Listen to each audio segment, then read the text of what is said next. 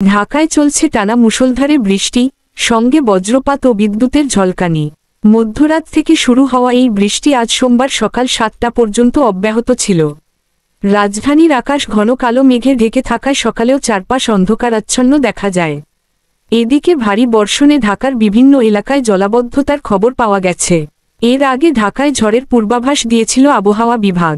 এই পূর্বাভাসে বলা হয়েছিল, ঢাকা, কুমিল্লা ও নোয়াখালী অঞ্চলসমূহের উপর দিয়ে দক্ষিণ পূর্ব দিক থেকে ঘণ্টায় 45-60 কিলোমিটার বেগে অস্থায়ীভাবে দমকা ঝোড়ো হাওয়াসহ বৃষ্টি, বজ্রসহ বৃষ্টি হতে পারে। এর আগে রোববার সন্ধ্যা 6টা থেকে 120 ঘণ্টার পূর্বাভাসে বলা হয়েছিল, আজ সোমবার খুলনা, বরিশাল ও চট্টগ্রাম বিভাগের অনেক জায়গায় এবং রাজশাহী, রংপুর, ময়মনসিংহ, ঢাকা ও সিলেট বিভাগের 2 জায়গায় অস্থায়ীভাবে দমকা হাওয়াসহ হালকা থেকে মাঝারি ধরনের বৃষ্টি, বজ্রসহ বৃষ্টি হতে পারে।